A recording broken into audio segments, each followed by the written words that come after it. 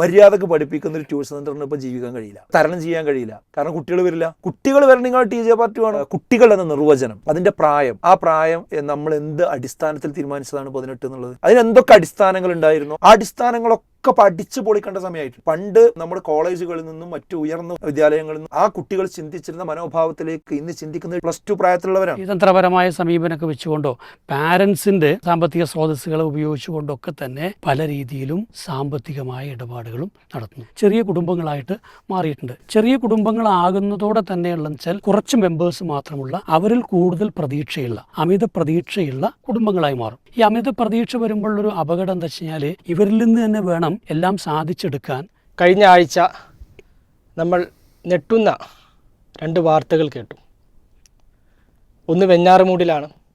5 പേര്, ഒരു കൗമാരക്കാരൻ തൻ്റെ മാതാവിനെ അടക്കം കൊല ചെയ്യാൻ ശ്രമിച്ച് തൻ്റെ ബന്ധുക്കളെ കൊല്ലാൻ ഒരു കൗമാരക്കാരൻ തയ്യാറായിരിക്കുന്നു. അതുപോലെ തന്നെ താമരശ്ശേരിയിൽ 2 സ്കൂളിലെ കുട്ടികൾ തമ്മിലുള്ള ഒരു തർക്കം ഒരു 10ാം ക്ലാസ്സുകാരനെ കൊല്ലുന്നതിലേക്ക് എത്തിയിരിക്കുന്നു. യഥാർത്ഥത്തിൽ 1980കളിലാണ് പാരൻറ്റിങ് എന്ന ഒരു സങ്കല്പം വളർന്നു വരുന്നത്.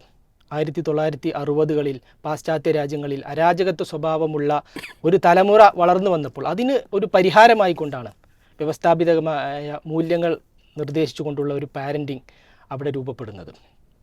ഇന്നത്തെ നമ്മുടെ കുടുംബ സാഹചര്യവും ഇത്തരം ക്രിമിനൽ സംഭവങ്ങളും തമ്മിൽ എന്തെങ്കിലും ബന്ധമുണ്ടോ? അല്ല, അത് പറയുന്നതിൻ്റെ മുൻപ് 1-2 കാര്യങ്ങൾ അതിൻ്റെ ഭാഗമായിട്ട് പറയാം. ഒന്നിപ്പം നമ്മൾ ഈ കേരളം നമ്മളെ കേൾക്കുമോ എന്ന് എനിക്കറിയില്ല. പക്ഷേ നമ്മളൊരു വലിയ ദശാസന്ധിയിൽ എത്തിയിട്ടുണ്ട് എന്നുള്ളത് ബോധ്യപ്പെടുത്തുന്ന ഒരുപാട് ഉദാഹരണങ്ങൾ, ഒരുപാട് സംഭവങ്ങൾ നമ്മുടെ മുൻപിലിപ്പോൾ നടന്നു കഴിഞ്ഞിട്ടുണ്ട്. മാത്രമല്ല, നമ്മൾ പലപ്പോഴും ഇതൊരു കൗമാരക്കാരോ യുവാക്കളോ മാത്രം ചെയ്യുന്നതായിട്ടല്ല.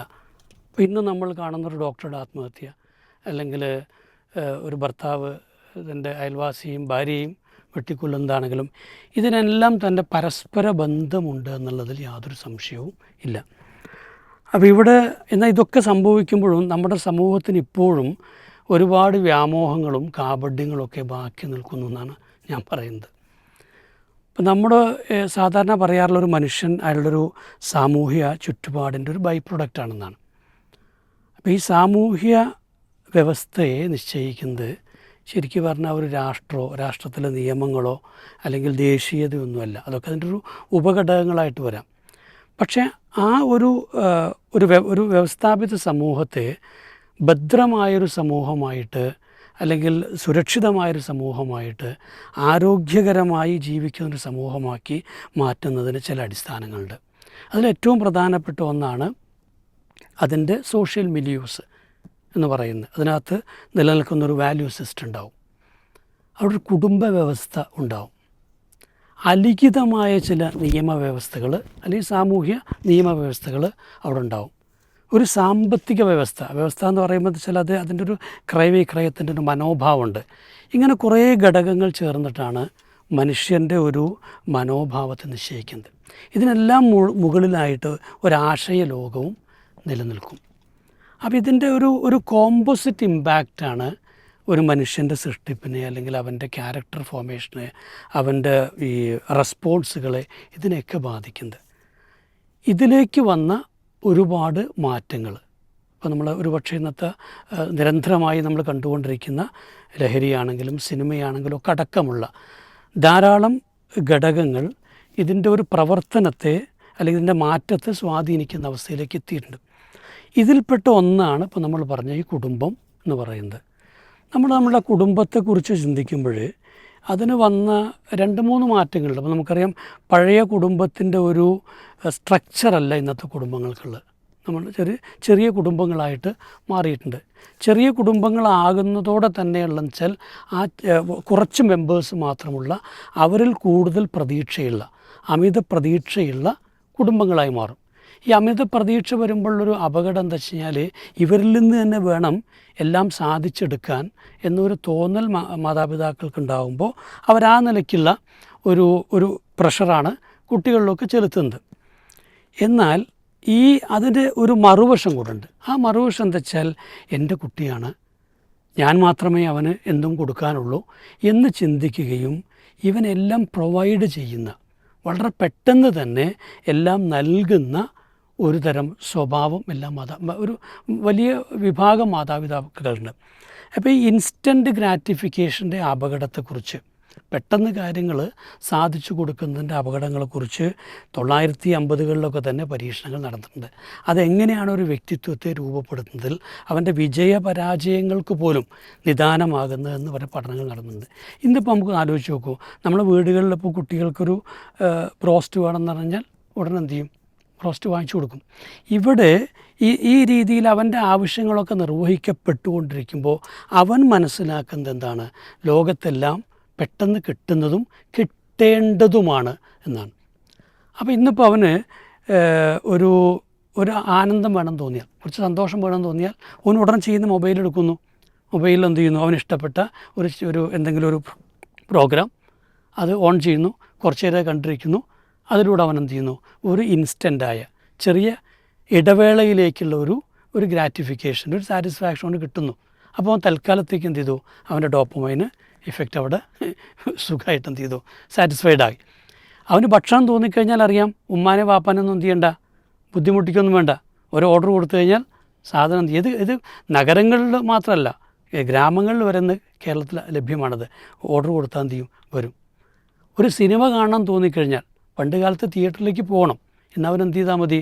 OTT-യിൽ ഒരു മെമ്പർഷിപ്പ് കൊടുത്ത് എന്ത് ചെയ്യുക? നേരെ കയറിയിട്ട് ഇതുമായി. ഇത് എല്ലാത്തിലുമുണ്ട്.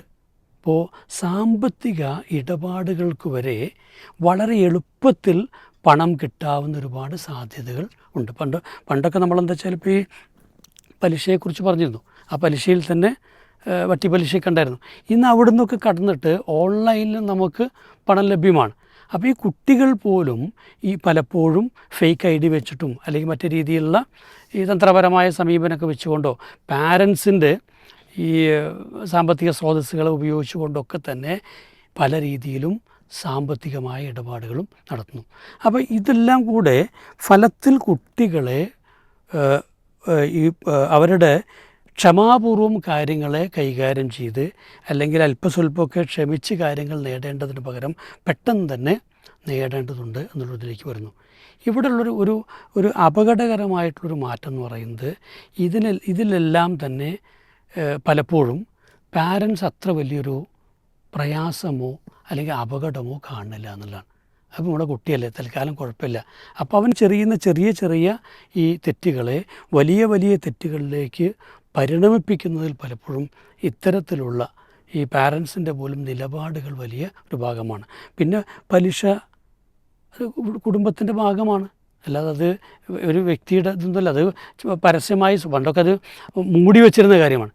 ഇന്നിപ്പോൾ അത്രയും ഇത് ചങ്ങായി കൊടുക്കാണ്ട് അല്ലെങ്കിൽ ബാങ്കിൽ നിന്ന് അത്ര അടക്കാണ്ട് പലിശ എന്ന രൂപത്തിൽ ചർച്ച ചെയ്യുന്നതോടെ ഇത്തരത്തിലൊക്കെ വീടിനകത്തുള്ള ഒരു സ്വതന്ത്രമായ ഒരു പ്രസരിപ്പിക്കപ്പെടുന്ന മൂല്യബോധത്തിൽ പോലും മാലിന്യങ്ങൾ കയറി കഴിഞ്ഞിട്ടുണ്ട്. പിന്നെ ബന്ധങ്ങളിൽ അത് വളരെ തോതിൽ ബാധിച്ചു കഴിഞ്ഞിട്ടുണ്ട്.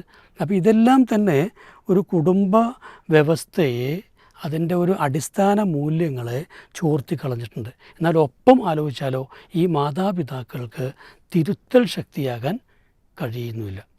അവരെ സംബന്ധിച്ചുള്ള അത് ഇഷ്ടക്കേടിൻ്റെ മാത്രം വിഷയമല്ല. ഒന്ന്, അവരുടെ തന്നെ പല തെറ്റുകളും ഒരുപക്ഷെ കുട്ടികൾ കണ്ടുപിടിക്കുന്നവരായിരിക്കും, അറിയുന്നവരായിരിക്കും.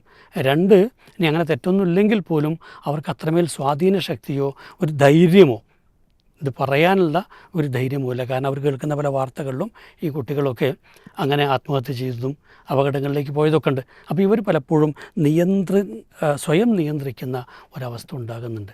ഇത് ഒക്കെ തന്നെയും കുട്ടികൾക്ക് പലപ്പോഴും വളം വെച്ച് കൊടുക്കുന്ന ഈ രീതിയിലുള്ള ടെൻഡൻസികൾക്ക് വളരാനുള്ളൊരു സ്വാതന്ത്ര്യം നൽകുന്നു എന്നുള്ളതാണ് സത്യം. അമീത് മാഷ് വിഷയങ്ങളുടെ ഒരു താത്വികമായ തലങ്ങളോട് വിശദീകരിച്ചല്ലോ.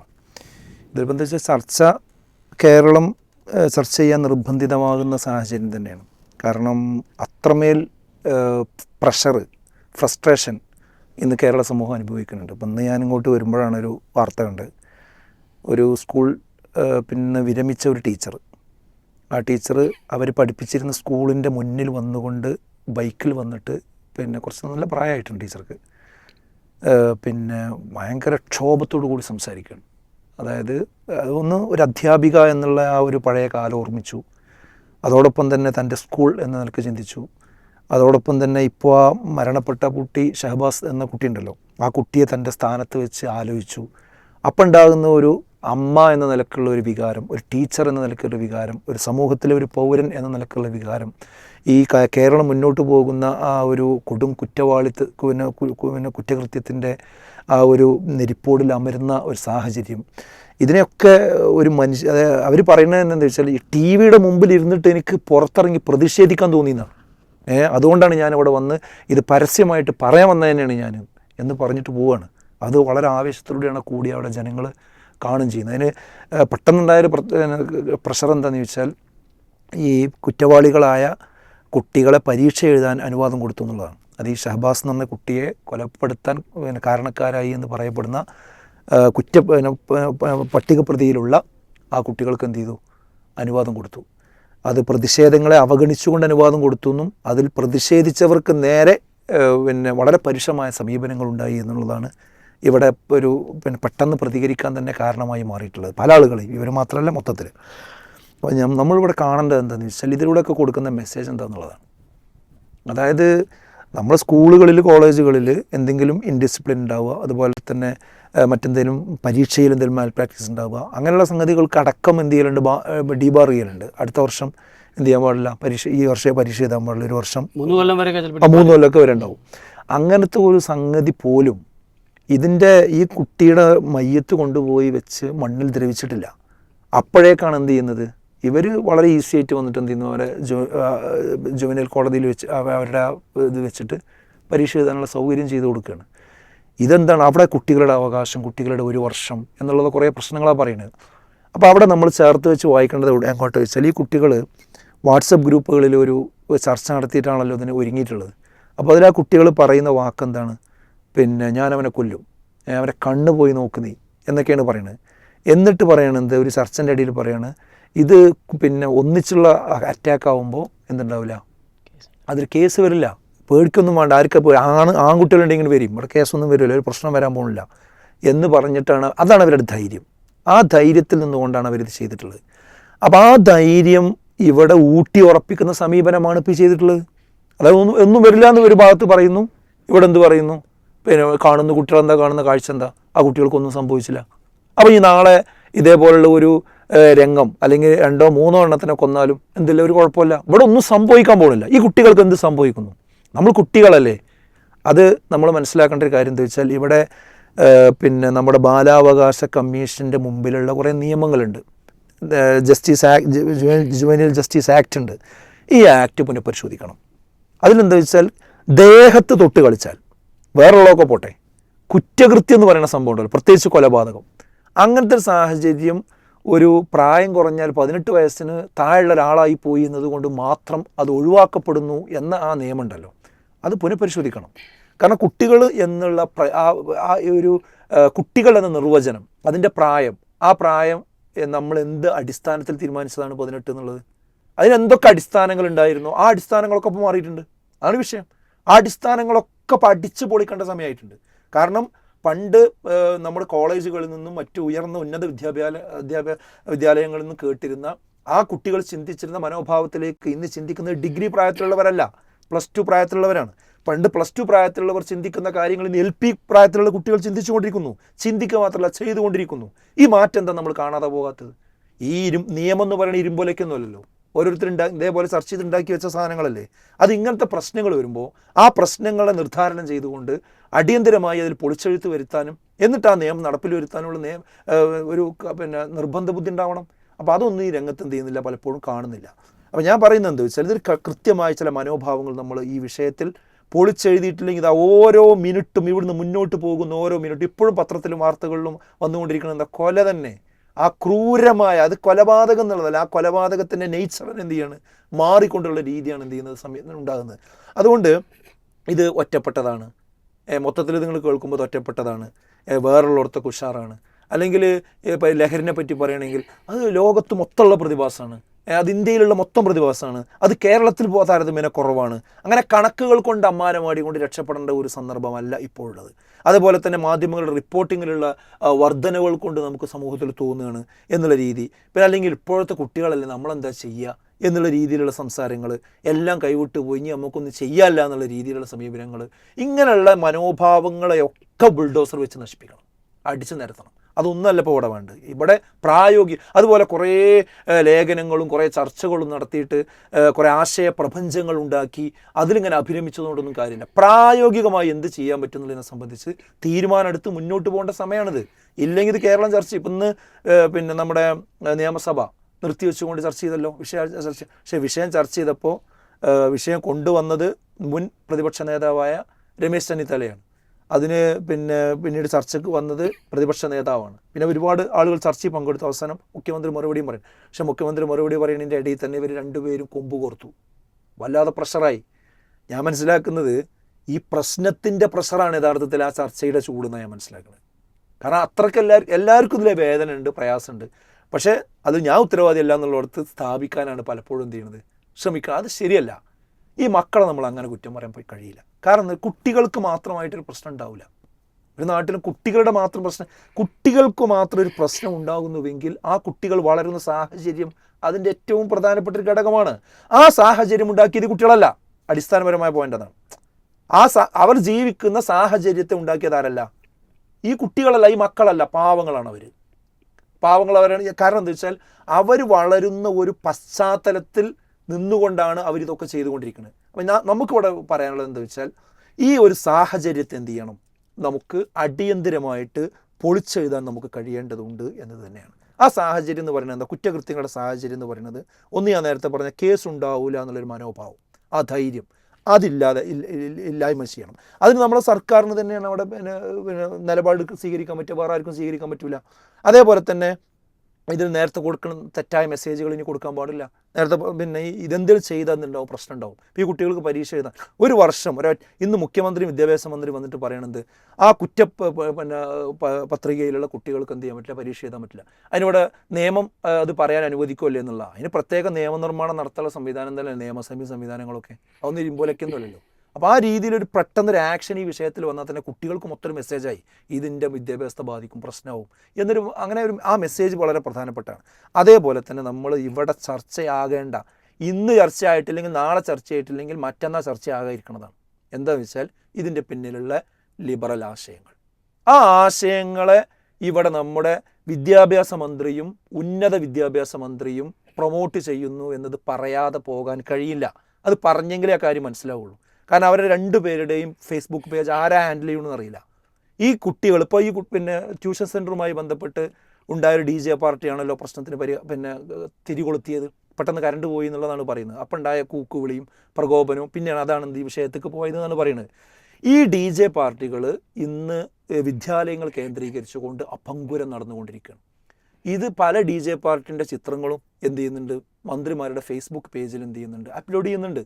എന്നിട്ട് അതിന് കുട്ടികൾ ആടട്ടെ പാടട്ടെ എന്നും പറഞ്ഞിട്ട് എന്ത് ചെയ്യുക, ആട്ടിനും പാട്ടിനും കുട്ടികൾക്കൊരു സർഗാത്മക കഴിവ് പുറത്തെടുക്കുന്നതിനും ആരും ഇവിടെ എതിരല്ല. പക്ഷെ ഇവിടെ നടന്നുകൊണ്ടിരിക്കുന്നത് ഒരു കോമ്പിനേഷനാണ്. എന്താണ് ആ കോമ്പിനേഷൻ? ഒന്ന് ലഹരി, അതേപോലെ തന്നെ പ്രണയം, അതേപോലെ തന്നെ സാമ്പത്തികമായ അരാജകത്വം, ആർഭാട ജീവിതം. അതിലേക്ക് ഈ മൂന്നെണ്ണം സംഗീതം അതെ, അതിനെ മൂന്നിനെയും ട്രിഗർ ചെയ്യുന്ന ഒരു സംവിധാനത്തിൻ്റെ പേരാണ് DJ പാർട്ടി എന്ന് പറയുന്നത്. അതുകൊണ്ട് അത് ഇല്ലാത്തൊരു സ്ഥലത്ത് ഇപ്പോൾ ട്യൂഷൻ സെൻ്ററുകൾ യഥാർത്ഥത്തിൽ മര്യാദക്ക് പഠിപ്പിക്കുന്ന ഒരു ട്യൂഷൻ സെൻ്ററിന് ഇപ്പോൾ ജീവിക്കാൻ കഴിയില്ല, അത് തരണം ചെയ്യാൻ കഴിയില്ല. കാരണം കുട്ടികൾ വരില്ല. കുട്ടികൾ വരണമെങ്കിൽ DJ പാർട്ടി വേണം. അപ്പോൾ എന്താ, സ്ഥാപനങ്ങളിൽ ഇത് അതിൻ്റെ ഉള്ളിൽ ഔദ്യോഗികമായി അനുവദിക്കൂല. അപ്പോൾ സ്ഥാപനങ്ങളിൽ നിന്ന് കുട്ടികൾ എന്ത് ചെയ്യുന്ന, വീട്ടിൽ നിന്ന് ഫീസും കിട്ടും. എന്നിട്ട് അത് വേറെ കെയർ ഓഫിൽ നടപ്പാക്കാൻ വേണ്ടിയിട്ടാണ് ഈ ട്യൂഷൻ സെൻ്ററിൽ വരുന്നത് തന്നെ. ആ ട്യൂഷൻ സെൻറ്റർ നടത്തുന്ന ആൾക്കാർ, ഞാൻ എല്ലാവരും ഒന്നും പറയുന്നില്ല, അതിൽ നല്ല ആൾക്കാരുണ്ട്, ഒരുപാട് റിസൾട്ട് ഉണ്ടാക്കി കൊടുക്കുന്ന അധ്യാപകർ നല്ലതുണ്ട്. പക്ഷേ വേറെ അതൊരു വരുമാന മാർഗമാക്കി സ്വീകരിക്കുന്ന ചില ആളുകളില്ല എന്ന് പറഞ്ഞുകൂടാ.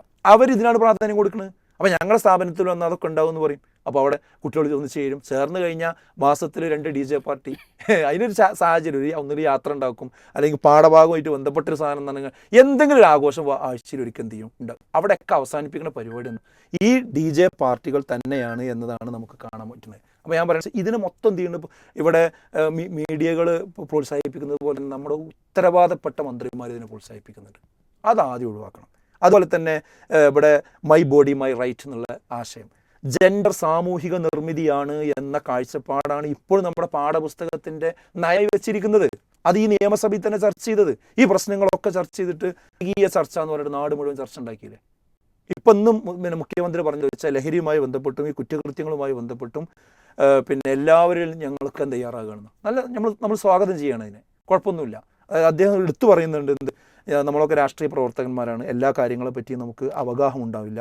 അപ്പോൾ അവഗാഹമുള്ള ആളുകളെ, പണ്ഡിതന്മാരെ, അതുപോലെ തന്നെ വിദ്യാഭ്യാസ വിചക്ഷണരെ, അതുപോലൊപ്പം ആത്മീയ നേതാക്കന്മാരെ ഒക്കെ കൂട്ടിപ്പിടിച്ചുകൊണ്ടുള്ള ഒരു കൂടിയിരുത്തവും അതിൽ നിന്ന് നമ്മൾ കേരളത്തെ ഇതിൽ നിന്ന് തിരിച്ചു കൊണ്ടുവരാനുള്ളൊരു പദ്ധതിയും തയ്യാറാക്കണം. പക്ഷെ ഞാൻ ചോദിക്കുന്ന ചോദ്യം, ഈ ജനകീയ ചർച്ച എന്ന് പറഞ്ഞ് വിദ്യാലയങ്ങൾ തോറും ചർച്ച നടത്തി, അന്ന് എല്ലാവരും എഴുതി കൊടുത്ത് ആ ഫയൽ അവിടെ സെക്രട്ടേറിയറ്റിൽ ഉണ്ടാവും, എല്ലാവരും എഴുതി കൊടുത്താണെന്ത് പിന്നെ ഈ ജെൻഡർ സാമൂഹിക നിർമ്മിതിയാണ് എന്നുള്ള കാഴ്ചപ്പാട്, മൈ ബോഡി മൈ റൈറ്റ് എന്നുള്ള കാഴ്ചപ്പാട്, ഇത്തരം കാഴ്ചപ്പാടുകൾ നമ്മുടെ സമൂഹത്തിൽ ഉണ്ടാകാൻ പാടില്ല. നമ്മുടെ കുട്ടികളെ, പുതിയ തലമുറയെ പഠിക്കാൻ പാടില്ല. ഇത് മാറ്റണം, ഇതൊന്ന് ഒഴിവാക്കണം എന്ന് പറഞ്ഞിട്ട് അത് അംഗീകരിച്ചില്ലല്ലോ. നമ്മുടെ അഡ്വക്കേറ്റ് ഷംസുദ്ദീൻ MLA ആണ് ഇത് പിന്നെ നിയമസഭയിൽ ഒരു ചോദ്യമായിട്ട് ചോദിച്ച്, ആ ചോദ്യത്തിന് ഉത്തരം വിദ്യാഭ്യാസ മന്ത്രി പറഞ്ഞാൽ എന്താ, എഴുതി വായിച്ച മറുപടി പറഞ്ഞാൽ എന്താ, ജെൻഡർ സാമൂഹിക നിർമ്മിതിയാണ് എന്നാണെന്ത് നമ്മുടെ കാഴ്ചപ്പാടാണ്. ഞാൻ ഇതെങ്ങനെ ഇത് കണക്ട് ചെയ്യണമെന്ന് വെച്ചാൽ, ഇനി ആണ് പെണ്ണ് എന്നുള്ള വ്യത്യാസമൊന്നുമില്ല, ഇനി ആകാം, എന്തും ആകാം, എവിടെ ആർക്കും ഒരു അതിരുകളും ഒരു അരുതുകളും ജീവിതത്തിൽ ഇല്ല എന്ന രൂപത്തിൽ ഒരു കോണ്ടെക്സ്റ്റ് ഇവിടെ സെറ്റ് ചെയ്തിട്ടുണ്ട്. ആ സെറ്റ് ചെയ്ത ആ സാഹചര്യത്തിലാണ് ഈ ലഹരി വരുന്നത്, ഈ ആർഭാട ജീവിതം വരുന്നത്, അതോടൊപ്പം തന്നെ പലിശ വരുന്നത്, ഇതുപോലുള്ള പിന്നെ പ്രണയക്കുരുക്കുകൾ വരുന്നത്. അതിലാണ് പെണ്ണ് എന്നുള്ള വ്യത്യാസമില്ല, ആർക്കും എങ്ങനെയാവാം, ആരോടൊപ്പം എങ്ങനെ ജീവിക്കുക. ഇപ്പോൾ വിവാഹം എന്ന് പറഞ്ഞാൽ അതിന് നിയമവും നിബന്ധനയും കാര്യങ്ങളും വെക്കും. എന്നാൽ ലിവിങ് ടുഗദർ എന്ന് പറഞ്ഞ ഒരു പ്രശ്നമില്ല, ഒരു കുഴപ്പമില്ല, അതിനെന്ത് എല്ലാ പിന്നെ വാതായനങ്ങളും തുറന്നു കൊടുക്കും. അതുപോലെ തന്നെ ലഹരി ഇത്ര അളവ് ഉപയോഗിച്ചാൽ പ്രശ്നമാണ്, ഇത്ര അളവിൻ്റെ മുകളിൽ പിന്നെ പിടിച്ചാൽ പ്രശ്നമാണ്. അതിൻ്റെ അളവിൻ്റെ ഉള്ളിലാണെങ്കിലോ കുഴപ്പമില്ല. എന്ത് നിയമമാണത്? ഈ അളവിൻ്റെ ഉള്ളിൽ എല്ലാ കാലത്തും ഒരാൾക്ക് നിൽക്കാൻ കഴിയുമോ? അത് ഉപയോഗിച്ച് തുടങ്ങിക്കഴിഞ്ഞാൽ പിന്നെ വളരെ സ്പീഡിലല്ലേ അതിൻ്റെ അളവിൻ്റെ ഉപയോഗം. ഇത് ആർക്കും മനസ്സിലാകാത്തതാ, ഈ മന്ത്രിമാർക്ക് മനസ്സിലാകാത്തതാ, രാഷ്ട്രീയക്കാർക്ക് മനസ്സിലാകാത്തതാ. ഇതൊക്കെ മനസ്സിലാക്കിയിട്ട് ആരെയാണ് ഈ പൊട്ടം കളിപ്പിക്കുന്നത്? അപ്പോൾ ഇതിൻ്റെ ഒക്കെ വേര് അവിടെ നിലനിർത്തുക, വേര് മാത്രമല്ല തടി നിലനിർത്തുക, തടി മാത്രമല്ല ചില്ലകൾ ഇലകൾ മാത്രം ചെത്തിക്കളയാം. ഇലകൾ മാത്രം ചെത്തിക്കളഞ്ഞുകൊണ്ട് ഇല ചെത്തിക്കളഞ്ഞാൽ അത് പിന്നെ അതിലേറെ ഉഷാറായിട്ട് എന്ത് ചെയ്യും, തളിർത്ത് വരും. ഈ മുരട് വെട്ടാൻ തയ്യാറാകണം, ലഹരിയുടെ മുരട് വെട്ടാൻ തയ്യാറാകണം, ഈ ജെൻഡർ തിയറിയുടെ ഇത് വെട്ടാൻ തയ്യാറാകണം, ഈ ലിബറൽ സംസ്കാരത്തിൻ്റെ ഈ ഒരു കൾച്ചറിൻ്റെ വേര് വെട്ടാൻ തയ്യാറാകണം. നമ്മുടെ വിദ്യാലയങ്ങളിൽ അധ്യാപകർക്ക് അവർക്ക് കൃത്യമായിട്ട് എന്ത് ചെയ്യാൻ പറ്റണം, ഒരു സ്വാതന്ത്ര്യം കൊടുക്കണം, നിയമപരിരക്ഷ കൊടുക്കണം. അതായത് ഇപ്പോൾ അധ്യാപകർക്ക് നേരെ കൊലവിളി നടത്തിയിട്ടല്ലോ എത്ര സംഭവങ്ങൾ കണ്ടു. ഈ കൊലവിളി നടത്തുന്ന ആവർത്തിക്കുന്ന ഒരു സാഹചര്യം അവിടെ നിലനിർത്തിയിട്ട് നമ്മൾ പിന്നെ എങ്ങനെയാണ് ഈ കാര്യം കൈകാര്യം ചെയ്യാൻ പറ്റുക? അപ്പോൾ അതിലേക്ക് ശരിക്കും എന്ത് ചെയ്യണം, കാര്യങ്ങൾ വരേണ്ടതുണ്ട് എന്നാണ് എനിക്ക് സൂചിപ്പിക്കാനുള്ളത്. പിന്നെ ഇതിലെന്തെങ്കിലും കേസിലോ കാര്യങ്ങളിലോ പെട്ട് കഴിഞ്ഞാൽ അതിന് പൊളിറ്റിക്കലി ഒരു പാറ്റേണേജ് കൊടുക്കുന്ന സ്വഭാവം എന്ത് ചെയ്യണം, അവസാനിപ്പിക്കണം. ആ രക്ഷാകർത്തൃത്വം അവസാനിപ്പിക്കണം. ലഹരി ഇതുപോലുള്ള തല്ലുകൾ, റാഗിങ് വിഷയങ്ങൾ വന്നു കഴിഞ്ഞാൽ അതിലെന്ത് ചെയ്യൂല, നമ്മൾ പിന്നെ ഒരു പിന്തുണ ഉണ്ടാവില്ല എന്ന് എല്ലാ രാഷ്ട്രീയ പാർട്ടിക്കാരും തീരുമാനിച്ചാൽ അവിടെ തീരാവുന്ന വിഷയമുള്ളത്. ഇതല്ല, എന്ത് ചെയ്യലും എന്താണ്, അതൊക്കെ പരിരക്ഷിക്കാൻ ഞങ്ങൾ ആൾക്കാരുണ്ട് എന്ന് തോന്നൽ മാത്രമല്ല, അത് അനുഭവത്തിൽ കൂടി എന്ത് ചെയ്യണം ഇവിടെ കേരളം കണ്ടുകൊണ്ടിരിക്കുന്നതാണ് നമ്മൾ മനസ്സിലാക്കുന്നത്. അപ്പോൾ ഇതാണ് ഈ വിഷയത്തിൽ. അതുപോലെ തന്നെ മാധ്യമങ്ങൾ ഈ വിഷയം വരുമ്പോൾ നന്നായിട്ട് ചർച്ച ചെയ്യും. അതിൽ മാധ്യമത്തിൻ്റെ ഒരു സൈഡ് എന്താ വെച്ചാൽ, ഇത് കേരളത്തിൽ ഇങ്ങനത്തെ വിഷയം ഉണ്ട് എന്നുള്ളത് പുറത്തേക്ക് കൊണ്ടുവരുന്നു എന്നുള്ളത് നല്ല കാര്യം. പക്ഷെ അതിൻ്റെ പിന്നാലെ പോയിട്ട്, പ്രത്യേകിച്ച് ഇങ്ങനത്തെ മരണങ്ങളൊക്കെ നടന്ന സ്ഥലങ്ങളിൽ പോയിട്ട് അവരുടെ ബന്ധുക്കളെ, ആളുകളെയൊക്കെ ട്രിഗർ ചെയ്ത് അവരോട് ചോദ്യങ്ങൾ കുത്തി ചോദിച്ച് അവരോട് ഉത്തരം പറയിപ്പിച്ച് അങ്ങനെ അതിലൊരു പരിഹാരത്തിലേക്ക് കൊണ്ടുപോകല്ല, ഒരു സെൻസേഷനായിട്ടൊരു അവസ്ഥ ഉണ്ടാക്കി അവിടെ തൻ്റെ മാധ്യമത്തിൻ്റെ റേറ്റിംഗ് വർദ്ധിപ്പിക്കാനുള്ളൊരു അവസരമായി ഇതിനെ ഉപയോഗിക്കുന്നു എന്നത് ജനത്തിന് മനസ്സിലായി തുടങ്ങിയിട്ടുണ്ട്. എന്നെങ്കിലും എന്ത് ചെയ്യണം, അങ്ങനത്തെ ആൾക്കാർ മനസ്സിലാക്കണം. അങ്ങനത്തെ ദൃശ്യങ്ങളും അത്ര സൂക്ഷ്മമായതിൻ്റെ ഉള്ളിലേക്ക് പോകേണ്ട കാര്യമില്ലല്ലോ, വിഷയങ്ങളിലേക്ക് കൊണ്ടുവരാം. എന്നാൽ ഞാൻ ഈ പറഞ്ഞ ഈ ലിബറൽ ആശയങ്ങളെ ഇവരെത്രത്തോളം ചർച്ചയ്ക്ക് എടുക്കുന്നുണ്ട്, അതിനൊക്കെ ഇവർ പ്രോത്സാഹിപ്പിക്കുകയും ചെയ്യും, അതിനൊക്കെ പ്രോത്സാഹിപ്പിക്കും. പക്ഷേ ഇങ്ങനത്തെ കാര്യങ്ങൾ എന്ത് ചെയ്യും, പിന്നെ വലിയ സംഭവമായിട്ട് എടുക്കുകയും ചെയ്യും. അപ്പോൾ അതും മാധ്യമങ്ങളുടെ ഭാഗത്ത്. അതുപോലെ തന്നെ പിന്നെ വിദ്യാലയങ്ങളിൽ നടക്കുന്ന ആനുവൽ ഡേ, ഈ ആനുവൽ ഡേകളിലാണ് ഈ പ്രശ്നങ്ങളൊക്കെ ഉണ്ടാകുന്നത്. അവിടെ നമ്മൾ കൊണ്ടുവരേണ്ട സംഗതി എന്താണെന്ന് വെച്ചാൽ പുറത്തുനിന്നുള്ള ട്രൂപ്പുകൾ അവസാനിപ്പിക്കണം. അതിപ്പോൾ യാത്രയപ്പ് പ്രോഗ്രാമുകളാകട്ടെ, അതുപോലെ തന്നെ അധ്യാപകരുടെ വിരമിക്കൽ ചടങ്ങുകളൊക്കെ വലിയ 2-3 ദിവസമൊക്കെ ആയിട്ട് വലിയ ആഘോഷങ്ങളായിട്ട് നടത്തുന്നത്. വലിയ വലിയ ടീമിന് ലക്ഷങ്ങൾ കൊടുത്തിട്ട് എന്ത് ചെയ്യുക, കൊണ്ടുവന്ന് വിദ്യാലയത്തിൻ്റെ പേരിലാണ് ഈ സംഗതികൾ നടത്തുന്നത്. അപ്പോൾ ആ വിദ്യാലയം ഉണ്ടാക്കി കൊണ്ടുവരാൻ ഉദ്ദേശിക്കുന്ന ഒരു ധാർമ്മിക കാഴ്ചപ്പാടുണ്ടല്ലോ, പരിസരം ഉണ്ടല്ലോ, ആ പരിസരത്തെ മൊത്തമില്ലായ്മ ചെയ്യാണ്. കുറച്ച് അവിടുന്ന് ഇവിടുന്ന് കാശ് കൊടുത്ത് വന്ന ടീം വന്നിട്ട് ആട്ടവും പാട്ടും പരിപാടിയും കാര്യമായിട്ട് അന്നത്തെ രാത്രി അതിൻ്റെ പശ്ചാത്തലത്തിൽ അവിടെ ഒരുപാട് വ്യഭിചാരികൾ ഉണ്ടാകുന്നു, ഒരുപാട് മദ്യപാനികൾ ഉണ്ടാകുന്നു, ഒരുപാട് കുട്ടികൾ ആദ്യമായി കഞ്ചാവ് ഉപയോഗിക്കുന്നതിന് സാഹചര്യം ഉണ്ടാകും. അതൊക്കെ അന്നത്തെ രാത്രിയുണ്ട്. കാരണം സ്കൂളിൻ്റെ പരിപാടിയാണെന്നും പറഞ്ഞുകൊണ്ട് എല്ലാവർക്കും പോകാൻ പറ്റും.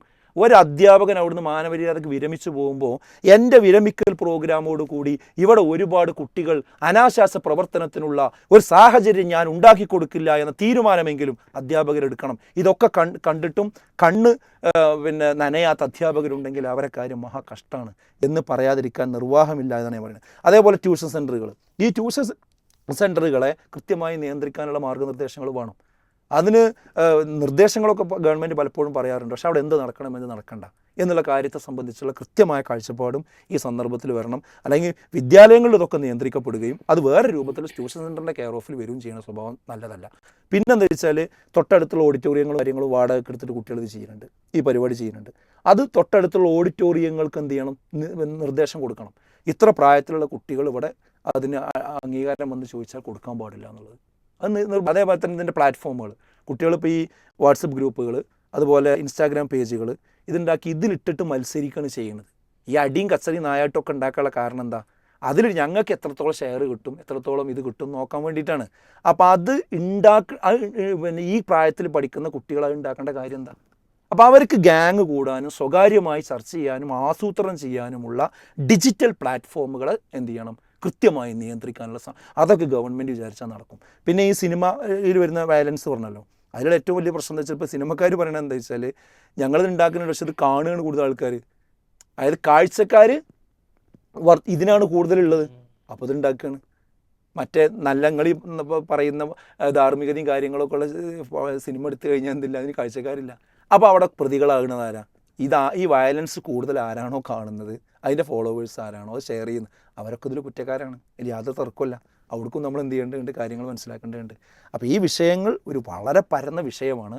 അതിനി കേരളം ചർച്ച ചെയ്ത് 1, 2, 3 പോയിൻ്റാക്കി അത് തീരുമാനമെടുത്ത് 2 കാര്യം ഒപ്പം കൊണ്ടുപോകണം. ഒരു ബോധവൽക്കരണം കൊണ്ട് കാര്യം നടക്കില്ല. ബോധവൽക്കരണം ഒരു ഭാഗത്ത് ശക്തിപ്പെടുത്തുമ്പോൾ തന്നെ നയങ്ങളിൽ കൃത്യത വേണം. എവിടേക്കാണ് ഈ വഞ്ചി നയിക്കേണ്ടത് എന്നതിനെ സംബന്ധിച്ച് കൃത്യമായ ഡെസ്റ്റിനേഷൻ നമ്മുടെ അടുത്ത് ഓരോ വിഷയത്തിലും വേണം. അതോടൊപ്പം ഉണ്ടാക്കിയ നിയമങ്ങളെ എൻഫോഴ്സ് ചെയ്യും വേണം. അത് ശക്തമായി നടപ്പിൽ വരുത്തണം, മുഖം നോക്കാതെ നടപ്പിൽ വരുത്തണം. അങ്ങനെ കേരളത്തെ നമുക്ക് എന്ത് ചെയ്യണം, തിരിച്ചു പിടിക്കേണ്ട ഘട്ടമാണിത്. എല്ലാത്തിനും നിയമങ്ങളുണ്ടല്ലോ, എന്നാൽ ഈ നിയമങ്ങൾ പലപ്പോഴും ഇത്തരം കാര്യങ്ങൾ തടയാൻ സഹായിക്കുന്നില്ല. പൊതുജനങ്ങൾ പലപ്പോഴും നിസ്സഹായരാവുന്ന ഒരവസ്ഥയാണ് നാം കാണുന്നത്. നമുക്ക് എന്തുണ്ട് ഒരു പരിഹാരം? ഇവിടെ ഇപ്പോൾ നേരത്തെ ഷിഫ്ക പറഞ്ഞു തുടങ്ങി, അതിപ്പോൾ ഈ കുട്ടികളെക്കുറിച്ചുള്ള ഒരു പൊതു സങ്കല്പം കുട്ടികൾ കുറ്റവാളികളല്ല എന്നുള്ളതാണ്, അല്ലെങ്കിൽ അവരെ കുറ്റവാളികളായിട്ട് കാണാൻ പാടില്ല എന്നുള്ളതാണ്. അപ്പോൾ അതിന് ചില ഈ സയൻറ്റിഫിക് ആയിട്ടുള്ള ചില കാഴ്ചപ്പാടുകളൊക്കെ ഉണ്ട്. ഇപ്പോൾ 12 വയസ്സ് വരെ ഉള്ള കുട്ടികളുടെ ഒരു മനോനില എന്താണെന്നുള്ളതും അതിനുശേഷം ഒരു 18 വയസ്സ് വരെയുള്ള കുട്ടികളുടെ ഒരു മനോനില എന്താണ് എന്നൊക്കെ ഉള്ളത്. അപ്പോൾ ഈ 12 മുതൽ 18 വയസ്സ് വരെയുള്ള ഒരു കാലഘട്ടത്തിലാണ് കുട്ടികളെ സംബന്ധിച്ചുള്ള ഒരു ക്രിട്ടിക്കൽ തിങ്കിങ്, അതായത് നമ്മൾ ഈ പ്രിഫോണ്ടൽ കോർട്ടെക്സ് എന്ന് പറയുന്നത് ഒരു ക്രിട്ടിക്കൽ തിങ്കിങ് ഡെവലപ്പ് ചെയ്യുന്നതെന്നാണ്. അപ്പോൾ അതിന് മുൻപുള്ള സമയം കൂടുതൽ ഇമ്പൾസസ് ഉള്ള സമയമായിരിക്കും.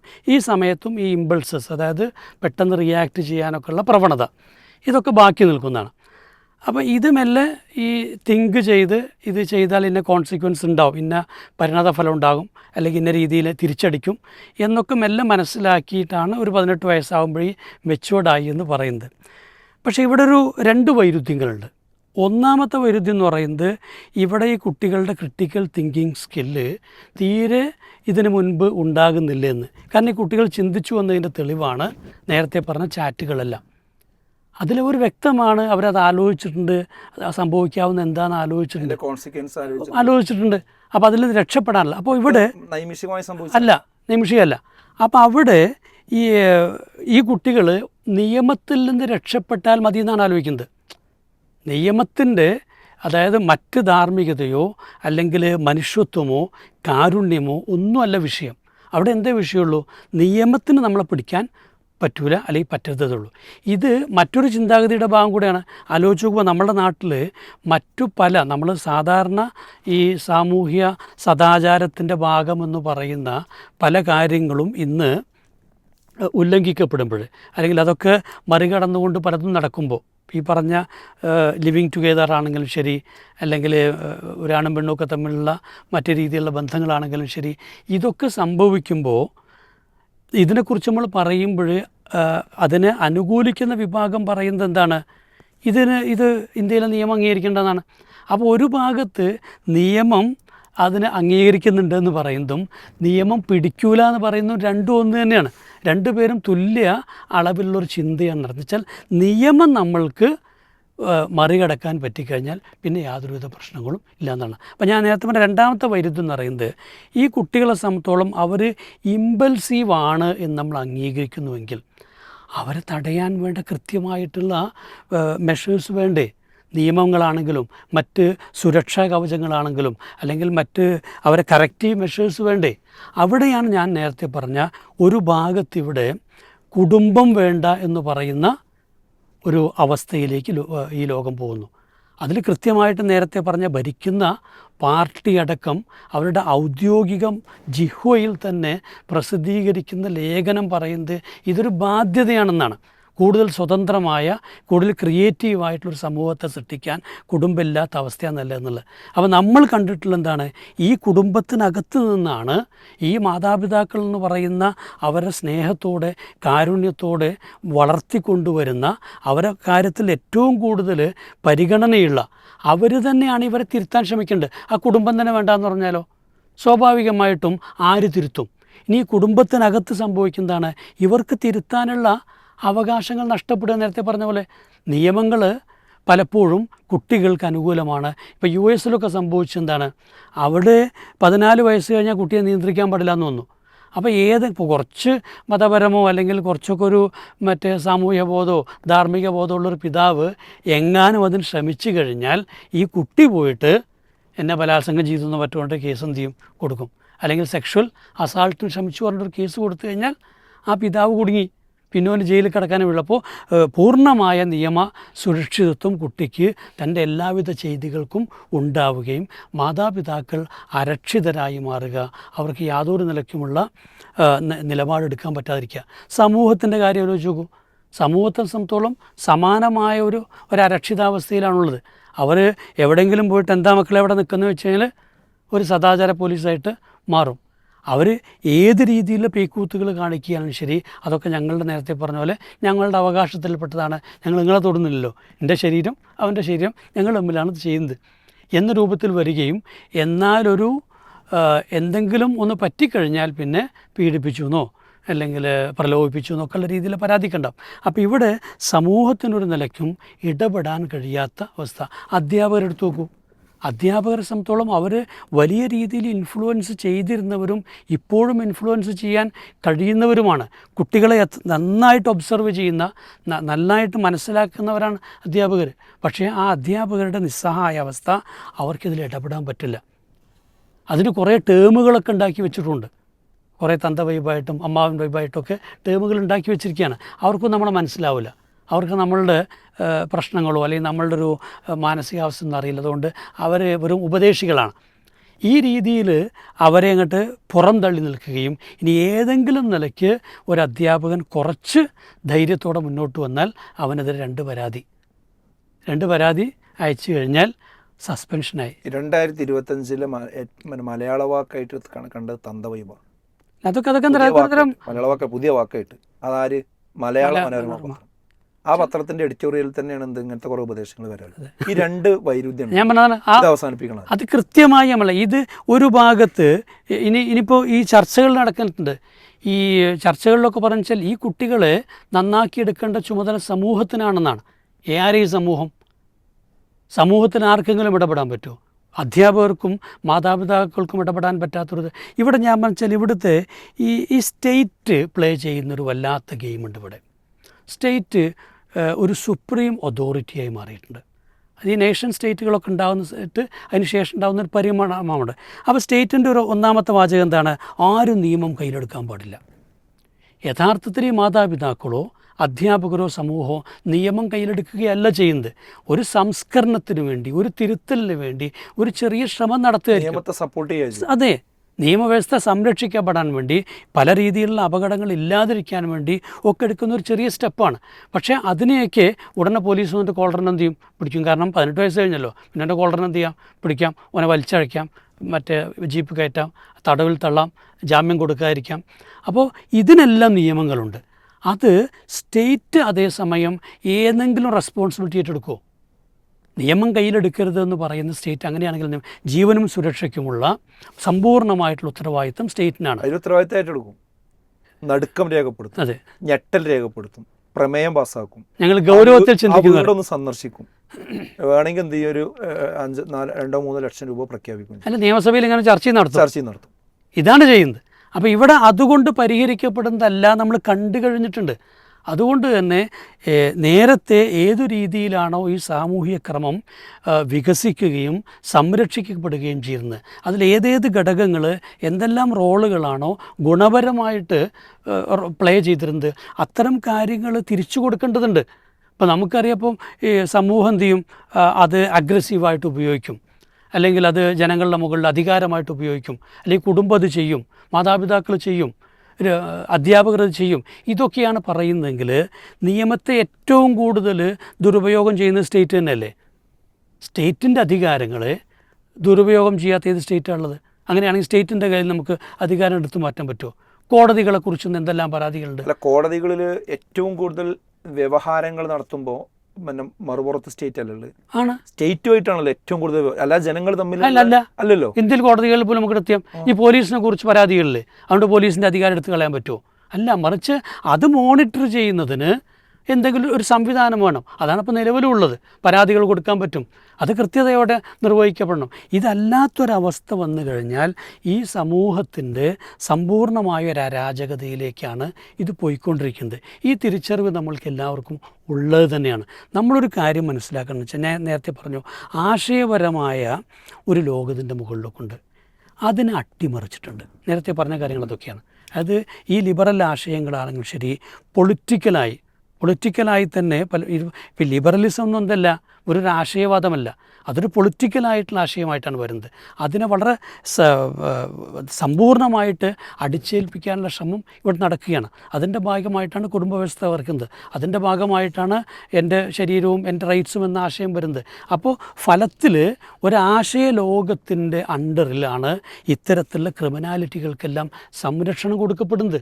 അതിനെ കൂടെ തിരുത്താതെ നടക്കില്ല. ഇപ്പോൾ ഇസ്ലാമിനെടുത്ത് നോക്കൂ, ഇസ്ലാം 2 കാര്യങ്ങൾ വളരെ പ്രധാനമാണ്. ഒന്ന്, വിശ്വാസം എന്ന് പറയുന്നത്. ഒരു മനുഷ്യൻ്റെ ഒരു മാറ്റത്തിന് വിധേയമാകണമെങ്കിൽ അവന് വിശ്വാസം ഉണ്ടാകും. വിശ്വാസം എന്താണ്? വളരെ സിമ്പിളാണ്. അവനെ സൃഷ്ടിച്ച് നിയന്ത്രിക്കുന്ന, എല്ലാം അറിയുന്ന, കാണുന്ന ഒരു സൃഷ്ടാവുണ്ട്. ആ സൃഷ്ടാവിനെ സംബന്ധിച്ചിടത്തോളം അവന് കേവലം കാണുകയല്ല ചെയ്യുന്നത്, മറിച്ച് അവന് നന്മതിന്മകളുടെ അടിസ്ഥാനത്തിൽ ഒരു പരലോകം ഒരുക്കി വെച്ചിട്ടുണ്ട്. അവനെ വിചാരണ ചെയ്യും. നിയമത്തിൽ നിന്ന് രക്ഷപ്പെട്ടതുകൊണ്ട് മാത്രം അവൻ രക്ഷപ്പെടാൻ പറ്റില്ല. വിചാരണ ഉണ്ടാകും, കഠിനമായ ശിക്ഷയ്ക്ക് വിധേയമാകും. 2, സംസ്കരണം, തസ്കിയത്ത്. ഇത് ഒരു ഇസ്ലാമിനെ സംബന്ധിച്ചുള്ളതിൻ്റെ ഏറ്റവും പ്രബലമായിട്ടുള്ള ഘടകമാണ്. അത് വെറും ഉപദേശമൊന്നുമല്ല, അതിന് ഒരു നല്ല ഓണ്ടോളജി അതിനുണ്ട്. വ്യക്തമായ ചില മാനദണ്ഡങ്ങളോടെ, മാർഗനിർദ്ദേശങ്ങളോടെ തന്നെ പഠിപ്പിക്കപ്പെടുന്ന ഒരു കാര്യമാണ്. അപ്പോൾ ഈ 2ഉം കൂടെ ചേർന്നുകൊണ്ടാണ് ഒരു സമൂഹത്തെ സംസ്കരിച്ചെടുക്കുന്നത്. സമാനമായ ഒന്നും നമ്മുടെ സമൂഹത്തിലില്ല. ഇവിടെ പറയുന്ന നിയമം കൊണ്ട് സംസ്കരിച്ചെടുക്കാമെന്നാണ്, നിയമം കൊണ്ട് നിയന്ത്രിക്കാമെന്നുള്ളതാണ്. നിയമം കൊണ്ട് നിയന്ത്രിക്കാൻ പറ്റില്ല. മൂന്നാമത്തെ ഒരു കാര്യം കൂടെ പറയാം, പലതിൻ്റെയും വ്യാപനം എന്നത്. ഇപ്പോൾ നമുക്കറിയാം, പണ്ട് കാലത്ത് ഇപ്പോൾ ഈ ചുവന്ന തെരുവുകൾ, ചുവന്ന തെരുവുകൾക്കുള്ള ന്യായമായിട്ട് പറഞ്ഞത് ഈ സെക്ഷലി ഫ്രസ്ട്രേറ്റഡ് ആയിട്ടുള്ള ആളുകളുണ്ടാവും. അപ്പോൾ അവരെ ചുവന്ന തെരുവുകൾ ഉണ്ടാകുമ്പോൾ എന്ത് ചെയ്തോളും, മറ്റു രീതിയിലുള്ള അക്രമമൊന്നും കാണിക്കാതെ അവിടെ പോയിട്ടത് സാറ്റിസ്ഫൈ ചെയ്ത് വന്നോളും, അങ്ങനെ തീർന്നോളും. ഇപ്പോൾ പോണ്, ലൈംഗിക എന്താ സിനിമ എന്ന് പറയുക, അശ്ലീല സിനിമകൾ, ഈ സിനിമകൾക്കുള്ളൊരു ന്യായം എന്ത് തന്നെയാണ്, അത് കണ്ട് കുറേ പേര് സാറ്റിസ്ഫൈഡ് ആയിക്കോളും, അവരതുകൊണ്ട് ലൈംഗിക അതിക്രമങ്ങളിൽ ഏർപ്പെടില്ല എന്നുള്ളതാണ്.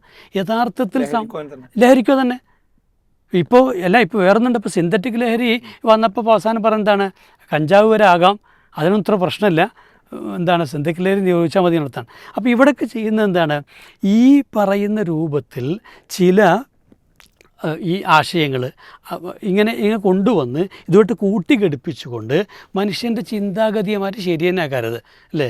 ഓൻ അങ്ങനെ എന്നാൽ ലൈംഗിക അതിക്രമം നടത്തുമല്ലോ, അവൻ്റെ ആവശ്യം അതുകൊണ്ട് തീരുമല്ലോ.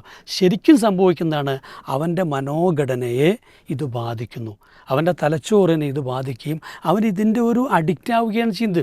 പിന്നെ അവൻ ചിന്തിക്കുന്ന രീതി മാറി, അവൻ അമ്മയും പെങ്ങളൊക്കെ എന്ത് ചെയ്യും, ഇല്ലാതെയാകും. അപ്പോൾ ഇവിടെയാണ് ഈ ലഹരിയുടെ വ്യാപനമെന്ന് പറയുന്നത് എങ്ങനെ സംഭവിക്കുന്നു എന്നുള്ളതും എന്താണ് അതിൻ്റെ ഒരു ഇമ്പാക്റ്റ് എന്നുള്ളത് ആലോചിക്കുന്നുണ്ട്. ശരിയോ തെറ്റൊന്നല്ല. ഇപ്പോൾ നമ്മളെ പ്രതിപക്ഷ നേതാവ് തന്നെ പറഞ്ഞു ഇവിടെ ഭരണപക്ഷത്തിന് എന്തുണ്ട്, ഇതിൻ്റെ വ്യാപനത്തിൽ പങ്കുണ്ടെന്നില്ല. അതിനൊരു പ്രതിപക്ഷ ആരോപണമായിട്ട് നമ്മൾ തള്ളാം. പക്ഷേ ഇവിടെയുള്ള ഒരുപാട് പ്രേക്ഷകരുള്ളൊരു വലിയ ഒരു ചാനൽ, ആ ചാനലിൽ അദ്ദേഹം പറഞ്ഞത് അത് CPM എടുക്കേണ്ട വിഷയമാണ്, നമ്മൾ പറഞ്ഞിട്ടില്ല. പക്ഷെ ആ ചാനലിൽ അദ്ദേഹം പറഞ്ഞാൽ ഇവിടെ ഇത് വ്യാപിക്കുന്നതിൻ്റെ പിറകിൽ CPM ആണെന്നാണ്. നമ്മൾ പറയില്ല കേട്ടോ, CPM ആണ് അദ്ദേഹം പറഞ്ഞത്. അദ്ദേഹം പറഞ്ഞ കാരണമുണ്ട്. എന്താ വെച്ചാൽ ഇന്ന് പണ്ടത്തേതുപോലെ പാർട്ടിക്കാരും ഫണ്ട് കൊടുക്കുന്നില്ല, ഇനി കൊടുക്കില്ല, കാരണം അധികാരത്തിൽ വരാൻ സാധ്യത കുറവാണെന്ന് കരുതിയിട്ട്. അതുകൊണ്ട് തന്നെ പാർട്ടി ഫണ്ടിന് വേണ്ടിയിട്ട് പാർട്ടി തന്നെ ഈ പല ചാനലുകൾ ഉപയോഗിച്ചത് ചെയ്യുന്നുണ്ട്. ഇതൊക്കെ എത്ര ഗൗരവമുള്ള ആരോപണമാണ്. ഞാൻ പറഞ്ഞാൽ അത് ചിലപ്പോൾ തെറ്റായിരിക്കാം, 100% തെറ്റായിരിക്കാം. പക്ഷേ എന്ത് ചെയ്യണം, തിരുത്തണ്ടേ. ഇതുവരെ ഞാൻ എന്ത് ചെയ്തിട്ടില്ല, അതിന് ഒരു മറുപടി പോലും. എല്ലാ ചെറിയ കാര്യങ്ങൾക്കും എന്ത് ചെയ്യുന്നുണ്ട്, ഗോവിന്ദൻ മാഷും പിണറായിയൊക്കെ മറുപടി കൊടുക്കില്ലേ. ഈ വിഷയത്തിൽ ഞാനൊരു മറുപടി കണ്ടില്ല. അത്രയും ഗുരുതരമായൊരു ആരോപണം പാർട്ടിക്കെതിരെ ഉന്നയിച്ചിട്ട് അപ്പോൾ ജനങ്ങൾ സ്വാഭാവികമായിട്ടും സംശയിക്കാം ഇതിന്. കാരണം ഇതിൻ്റെ വ്യാപനത്തിന് എന്തായാലും ചില സഹായങ്ങൾ കിട്ടുന്നുണ്ട്. അത് പോലീസാണോ രാഷ്ട്രീയ സംഘടനകളാണോ അന്നും നമുക്കറിയില്ല. പക്ഷേ അല്ലാതെ ഇത് സംഭവിക്കുക. അതുകൊണ്ട് തന്നെ ഇതിൻ്റെ ഒരു ഗൗരവം ജനങ്ങൾ ഏറ്റെടുക്കുക തന്നെ ചെയ്യും. ഇപ്പോൾ ഇന്നലെ നമ്മളൊരു കാര്യം കണ്ടു, എന്നുവെച്ചാൽ 9ാം ക്ലാസ്സിലെ പയ്യന്മാർ 10ാം ക്ലാസ്സിലേതോ പയ്യന്മാർ തച്ചു എന്ന് പറഞ്ഞിട്ട് എന്ത് ചെയ്തു, മാതാപിതാക്കൾ ഇറങ്ങിയിട്ട് 10ാം ക്ലാസ്സിൽ തച്ചു. അപ്പോൾ ഇതിന് പരിഹരിക്കപ്പെടാൻ പോകുന്ന, അല്ലെങ്കിൽ ഇടപെടാൻ പോകുന്നത് എങ്ങനെയായിരിക്കും? അപ്പോൾ അതിലേക്ക് ഒരു വലിയ അരാജകതയിലേക്കും അപകടത്തിലേക്കും പോയിക്കൊണ്ടിരിക്കുകയാണെന്നുള്ള ബോധം ഈ സർക്കാരിനുണ്ടാകണം, ഈ പറഞ്ഞ ലിബറൽ ചിന്താഗതിക്കാർക്ക് ഉണ്ടാകണം, ലിബറലിസത്തെ പിന്തുണച്ചു കൊണ്ടിരിക്കുന്ന ചാനലുകൾക്ക് ഉണ്ടാകണം. ചാനലുകൾ ഞാൻ പറഞ്ഞാൽ വഷളത്തരമാണ് ചെയ്തുകൊണ്ടിരിക്കുന്നത്. ഒരു ഭാഗത്ത് ഇതൊക്കെ വരുമ്പോൾ ചാനൽ റേറ്റിംഗ് കൂട്ടാൻ വേണ്ടിയിട്ട് ഒരുപാട് വാർത്തകൾ അതിൻ്റെ പിറകെ പോയിട്ട് ചെയ്യുക, അവരുടെ ഖേദം, അവരുടെ ദുഃഖം, അവരുടെ വേദന ഇതൊക്കെ എന്ത് ചെയ്യുക, ഒപ്പിയെടുക്കുക. എന്നിട്ട് വേറൊരു ഭാഗത്ത് എന്ത് ചെയ്യുക, ഇതിന് കാരണമാകുന്ന സകല കാരണങ്ങളെയും സകല കാര്യങ്ങളെയും പിന്തുണയ്ക്കുകയും അതിലൂടെ ഇതിൻ്റെ വ്യാപ്തി വർദ്ധിപ്പിക്കുകയും പുരോഗമനത്തിൻ്റെ അതിന് ലേബലുണ്ട്.